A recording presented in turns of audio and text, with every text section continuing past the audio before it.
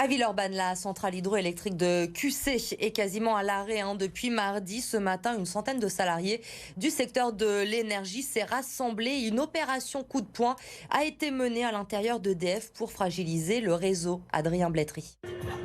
Le réseau électrique ne tient plus qu'à un fil. Il n'y a plus qu'une ligne qui achemine l'énergie à Lyon et aux alentours contre deux d'habitude. En cas de perturbation, plusieurs entreprises seront plongées dans le noir. Ça a été fait notamment pendant la manifestation de mardi où on a réalisé des coupures ciblées sur McDonald's, sur la manufacture des tabacs, etc. Et ça continuera à être fait. Et si ça doit monter crescendo, ce sera des coupures encore plus larges qui s'opéreront. Mais en tout cas, les agents des industries électriques et gazières ont en main leur outil de travail et à tout moment, ils le reprennent.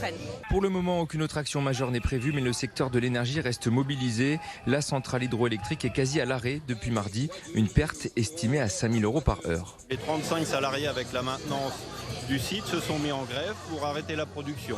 C'est-à-dire qu'une production qui se limite en gros à 15 MW pour respecter les impératifs de sûreté. Les syndicats veulent durcir le mouvement. Maintenant, les journées de manifestation ne suffisent plus. Je pense qu'il faut être en grève, il faut être en grève reconductible. On voit bien que effectivement, les journées de manif, ça ne va pas suffire, même si elles sont massives. On a un gouvernement qui méprise la population, qui méprise les travailleurs. Et donc, voilà, il faut bloquer l'économie avant tout. C'est ça ce qu'on dit la CGT, c'est qu'il faut effectivement bloquer l'économie pour toucher le patronat au portefeuille et pour qu'il fasse pression sur le gouvernement. Les syndicats ne veulent pas toucher les particuliers, seulement les grands groupes vont être visés. Selon la CGT, 80% du personnel est en grève.